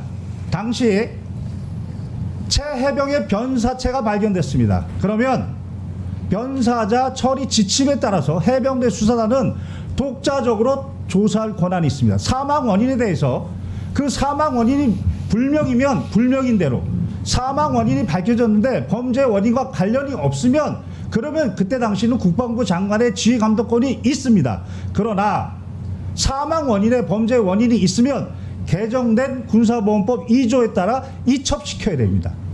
국방부 장관은 이때는 지휘감독권이 없습니다. 그게 개정된 군사보험법 2조의 취지입니다. 그리고 이것에 따라서 법원이 재판 관할권을 가지고 있는 군인 등의 범죄에 대한 수사 절차에 관한 규정 7조 1항에 따라 지체 없이 바로 이첩 시기를 지체 없이 경복궁에 보내게 되어 있는 것입니다. 따라서 당시 박 대령은 개정된 군사법법 2조와 그리고 대통령의 명령에 따라 지체 없이 이첩하려고 한 것입니다. 여기에 국방부 장관이 법령상 권한 없이 이첩을 보류하라는 의무 없는 일을 시킨 것입니다. 그 자체가 직권남용이고 여기에 더해서 이첩의 내용에 대해서 뭘 빼라, 특정인을 빼라 내용에 대해서도 직권남용한 겁니다. 네, 김경호 참고인, 혹시 아까 들으셨겠지만 임성근 사단장은 여단장을 통해서만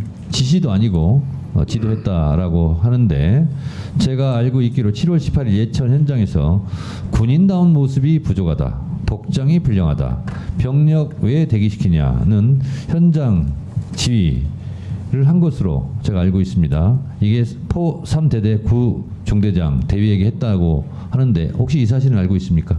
그렇습니다. 저는 바로 군 검사가 사본을 만들어 놔야 됩니다 라고 했던 사본을 다 봤습니다. 다 봤습니까? 다 봤습니다. 그러면 임성근 사단장이 여단장에게만 지도했다라는 말은 허위입니까? 허위입니다. 관련 카톡에 당시 실종자 수색 작전의 의사 체계를 카톡으로 했고, 당시 포병 여단 대대 그리고 말단 간부들까지 사단장 지시, 사단장 강조 사항으로 모두 전파가 됐습니다. 그러니까 김경호 참고인은 임성근 사단장이 현장 지도했다는 말은 회피성 발언이고 직접 실제로 지시 행위를 다 했다 이렇게 보고 있는 거죠? 구체적으로 말씀드리겠습니다. 구체적으로 말씀해 보세요. 당시 합참의 단편명령과 제2작전사 답변명령에 따라 7월 17일 10시부로 작전 통제권이 전환됐습니다. 그러나 7월 17일 21시 55분부로 자신의 명령으로 단편명령 23-19호 호우 피해 복구 작전, 호우 피해 복구 투입 실시라고 단편명령을 내렸습니다. 자신의 병력을 언제 어디로 어떤 병력을 투입하는 명령은 내릴 수 있습니다. 다만 여기에 예하부대 과업에 대해서 깨알처럼 구체적으로 명령을 내렸습니다. 이때 포병여단은 단순히 호우 피해 복구 작전이었습니다. 그런데 7월 17일 도착해서 10시경부터 카톡에 실종자 수색 작전이라고 사단장이 강조했다라고 그렇게 명령에 내려옵니다. 이때부터 실종자 수색 작전으로 변경했으면 그에 맞는 안전 도구를 갖춰야 되는데 그런 말은 없었습니다. 그리고 나서 아침에 7월 18일 날 포병 3대대 구중대장 가서 안정성 평가 생략하고 신속 투입 작전을 명령했고, 오후에는 실종자 수색 작전이 불가한 그런 상황, 육군도 철수했는데 지속명령, 작전 지속명령도 바로 임성근 증인이 내렸습니다. 그리고 더욱 중요한 것은 이 사건 바둑판식으로 무릎 아래까지 내려가서 정성껏 찔러보면서 탐색, 임성근 증인이 강조했고 지시했고 그것이 카톡에 모두 나와 있습니다. 자, 김경호 참고인, 하여튼 하루 종일 말씀 참느라고 고생하셨는데요. 제가 묻겠습니다. 이 작전 통제권은 육군 54단이 갖고 있었죠? 네, 그렇습니다. 네. 그런데 그래서 임성근 사단장은 자기에게 지휘권이 없었다 이렇게 주장을 하고 있는 것 같은데 그 부분에 대해서는 어떻게 생각하세요? 7일 여단장의 진술에 따르면 당시 54단장은 현장에 한 번도 오지도 않았고 화상회의로 한 번도 진행도 안 했으며 어떠한 지시도 하지 않았다. 반면 임성근 증인이 현장에 2번이나 왔고 화상회의도 했고 구체적으로 지시도 내렸다. 이렇게 진술하고 있습니다. 그렇습니다. 실제적으로 작전 통제권은 육군 54단에 가 있었지만 사실상 부대 지휘 지시는 임성근 사단장이 한 것으로 봐야 되겠죠? 그렇게 7여단장은 진술했습니다. 네. 이 밖에 혹시 더 하시고 싶은 말씀 있으면 한 1분 정도 드릴 테니까 발언해 주시기 바랍니다. 개인적인 말씀을 드리면 아버지도 해병대 출신입니다. 제 동생도 해병대 출신입니다. 저도 해병대 법무관을 가고자 했으나 육군 법무관으로 가서 특전사에서 복무를 했습니다. 오늘 이후라도 해병대의 명예를 위해서 해병대 사령관과 해병대 사단장은 진실을 말하고 정직하게 얘기해서 해병대의 명예를 회복해 주기를 간절히 바랍니다. 이상입니다. 자, 거기 서 계시고요. 자, 박지원 의원님. 날짜나 그런 숫자를 정확하게 기록도 보지 않고 다 기억해요. 죄송합니다. 좀 그게 고벽입니다. 자, 김경호 참고인이 거짓말이 다 드러나네 이제. 예, 김경호 참고인께서 유튜브에서 지금과 같은 내용으로 방송한 것을 저는 이미 봤습니다. 그래서 기회를 드린 것이 잘했다는 생각이 들고, 지금 김경호 참고인이 발언한 부분에 대해서 임성근 증인 혹시 반박하거나 할 말 있으면 해보세요. 네. 일단 1분간 하세요. 예, 위증과 관련해서 언급했던 제가 수중수색을 했던 사실을 다시 사고가 났는데 수중에서 하다가 사고가 났다는 것을 알았던 사실은 제가 아까 19시경이라고 했는데 우리 김경호 변호인은 10시 46분에 참모장을 통해서 참모장이 그걸 확인해 갔다 했는데 당시 저는 예천에 있었고 참모장은 포항에 있었습니다. 그래서 참모장과 제가 소통하지 않았고, 그래서 저는 예천에서 탐색 구조 실종이 됐기 때문에 빨리 찾아야 돼서 그걸 하다 보니까 제가 19시경에 수사대장이 이제 예천 쪽으로 오다 보니까 그때 밑에 있는 7여단장을 통해서 알게 된 겁니다. 그래서 제가 안 시간은 19시 10분경이다라는 것이고. 일단 거기까지요. 자, 예. 임성근 증인이 1분간 발언했는데 김경호 참고인도 재반박할 시간 1분간 드리겠습니다. 해병대 수사단에서 임성근 증인이 직접 자신의 발언은 22일 날 연결식 날 알았다라고 했습니다. 수중수색 사실을 그날 알았다라고 했는데 오늘은 19일 19시에 알았다라고 해서 자신의 발언을 자신이 뒤집고 있다. 이렇게 생각합니다. 그것은 제가 그것도 답변을 드려도 되겠습니까? 김경호 참고인 그 부분에 대해서는 반박하신 거죠? 저는 제가 본 진술 내용 그대로 말씀드립니다. 네, 그렇습니다. 자, 임성근 증인께 다시 기회 드리겠습니다. 이것 말고 지금 김경호 참고인이 쭉 말한 부분에 대해서 혹시 반박할 내용이 있으면 1분간 반박할 시간 드리겠습니다. 방금 전에 김경호 참고인이 얘기했던 그것은 아까 사진을 본 것에 대한 답변이었습니다. 제가 피의자 진술 조사에. 그래서 그 사진은 연결식이 끝나고 언론에서 이슈가 돼서 그때 제가 보았다라고 그 사진을 본 시간이 연결식 이후에 본 시간이다라는 점입니다. 그래서 사실을 잘못 판단했다. 사실 오인이다 말씀드리고 싶고요. 그다음 9중대에 가서 제가 했던 부분은 말 그대로 신속 투입 명령이 아니고 그 인원들이 아직 작전을 개시하지 않은 상태였고 원래 8시에 과업을 시작해야 되는데 9시 반에 좀 늦게 오다 보니까 작전을 조기에 해라는 취지에서 제가 얘기를 했는데 마침 그때 여러 가지가 정리 안 된 모습을 보고 바로 제가 옆에 있는 여단장한테 요거 시작하기 전에 안전교육하고 그다음에 재반 사항을 교육시킨 다음에 이 중대가 할 수 있도록 해라라고 됐습니다. 조치를 해줬습니다. 자, 1분간 발언 드렸으니까 김경호 참고인 또 1분간 반박해 주세요. 이 사건 국민일보 일면 사진의 일렬식 수중수색 그 사진은 바로 수중수색 사실에 대한 인지가 핵심입니다. 오늘 오전에 어느 국회의원님이 그 사진을 올려주시고 물어봤을 때에는 수중수색 사실을 7월 19일 19시에 알았다. 이렇게 발언했습니다. 그런데 수사단에서의 발언은 바로 그 국민일보 사진을 22일 날 받고 수중수색 사실도 그날 알았다라고 하면서 자신은 어떠한 수중수색 지시도 한 바 없다까지 얘기했습니다. 따라서 여기서 핵심은 수중수색 사실의 인지이고 그것에 대해서 오전에 분명히 7월 19일 19시라고 얘기했는데 그것은 자신의 발언과 기존의 발언과 배치된다.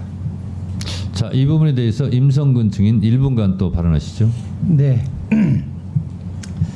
제가 정확히 제가 진술하고 진술서에도 제출한 것은 수중수색이었다는 것을 알게 된 것은 사고가 나서 7월 19일 19시 10분경에 사고가 난 다음에 알게 된 것이고, 그다음에 그 사진에 대해서 사진을 언제 인지했느냐, 원래 사진이 19일 아침에 카톡으로 왔는데 언제 내가 인지를 했느냐, 그것은 연결식이 끝나고 나서 제가 언론에서 이슈돼서 그게 그 문제가 된다 하고 제 카톡에도 있다는 얘기를 누군가로부터 들어서 그때 제가 알게 됐다. 그걸 좀 설명하는 겁니다. 자, 임성근 증인. 네. 본인이 계속 지시는 하지 않았다. 현장 지도만 했다. 이렇게 입장을 고수하시는 거죠? 네, 그렇습니다. 자, 이 부분에 대해서 김경호 증인 1분간 반박해 주세요. 현장 지도를 했지 지시는 하지 않았다 하는 부분에 대해서. 먼저 현장에 도착하자마자 갑자기 실종자 수색 작전으로 변경 명령을 내린 게 임성근 증인입니다. 그게 카톡에 나와 있습니다. 그리고 구중대에서는 신속 투입 명령, 안정성 평가 생략하고 그 명령도 그 구중대장의 진술에 나와 있고, 또한 오후에는 작전 자체가 불가능한데 작전 지속 명령을 내렸다라고 녹취에도 나옵니다. 그리고 이 사건 가장 위험했던 바둑판식으로 수색 작전 명령도 카톡에 분명히 나옵니다. 객관적 증거는 차고 넘칩니다. 자, 임성근 증인, 바둑판식으로 찔러라 하는 작전 지시를 했다라고 지금 김경호 참고인께서 말씀하시는 거죠? 그렇습니다. 네, 이 부분에 대해서 반박해 주세요. 네. 바둑판식 수색이 나온 것은 아까 위원장님께서 카톡으로 지시했다는 그 사단장 지시사항입니다. 그 사단장 지시사항은 일단 그 사단장은 누구죠? 접니다. 지시했네요, 그러면. 저의 지시사항으로 있는데 그게 포병 부대만 있는 사단장 지시사항입니다. 다른 데는 그게 없는 사단장 지시사항입니다. 즉 제가 지시하라고 해야 사단장 지시사항이 되는데 그 부대만 있다는 겁니다. 그다음 그 안에 들어있는 내용 자체도 제가 여단장을 통해서 언급하고 지시하고 또 강조한 것은 바둑판식 수색이었는데 나머지 찔러가면서 해라 이런 내용들이 들어가 있는데 그것은 이미 여단장이 아침부터 집안이 약해서 찔러가면서 이렇게 안전성 차원에서 해라 하는 그런 것까지 포함해서 되어 있기 때문에 제가 한 것은 바둑판식 수색 하나다라는 말씀이고, 바둑판식 수색은 지금 1열 종대, 2열 종대, 횡대 이런 어떤 수색 대형이 아닙니다. 바둑판식은 바둑판식으로 바둑판처럼 구역화해서 이걸 딱 쪼개가지고 어느 네. 지역이 알겠어요. 중요하면은 그걸 취지를 중점적으로 알겠습니다. 하라. 취지를 그런 알겠습니다. 것이지 자, 구역화 세분합니다. 됐습니다. 아니, 자, 대형이 아닙니다. 예. 대형이 자, 아니고 예. 다른 분들은 좀 자제해 주시고요. 자, 김경호 참고인 이 부분에 대해서 반박해 주세요. 바둑판식이 왜 수중 수색 지시였느냐? 카톡에 이런 대목이 나옵니다. 탐색 및 수색 다시 실시입니다. 그리고 나서 바둑판식 지시가 나옵니다. 그렇다면 다시 이전에 그 전에 어떤 모습이 있었느냐? 그게 바로 구중대에서 안전성 평가 생략하고 신속 투입시켜서 국민일보 일면에 나와 있는 허벅지까지 수중수색 1열식이었습니다. 그것을 보고 나서 포병은 비효율적이다. 1열식이 비효율적이라는 겁니다. 그리고 바둑판식으로 무릎 아래까지 내려가서 찔러보면서 해라 라고 했던 것입니다.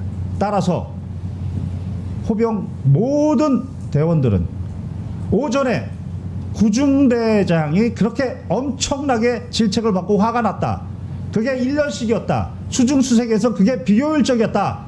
이미 다 전파되어 있는 상황이었습니다.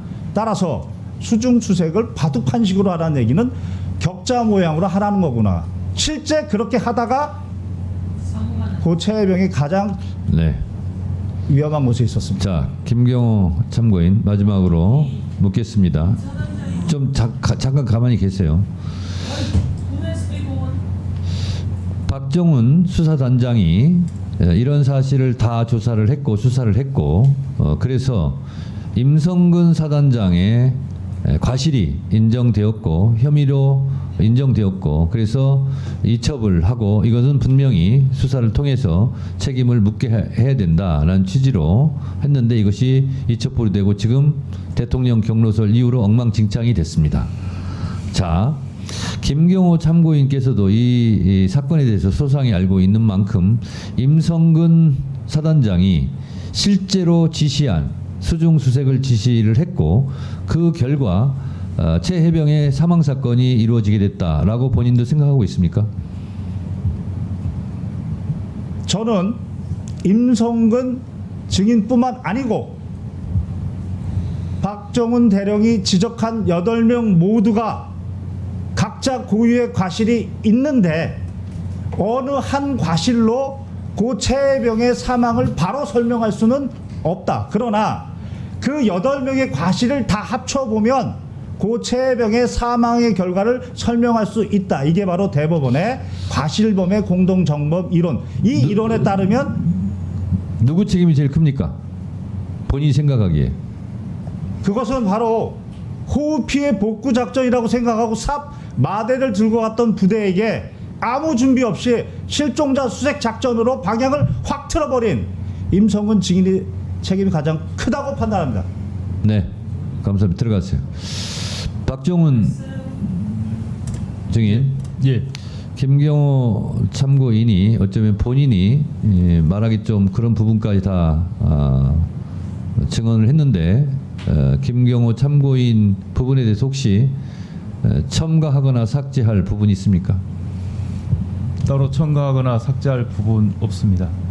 그 김경호 변호사가 얘기한 부분들은 제 부하인 수사관들이 저에게 다 보고했던 1000페이지 가까이 되는 수사 서류에 다 담겨져 있는 내용들입니다. 이상입니다. 네, 알겠습니다.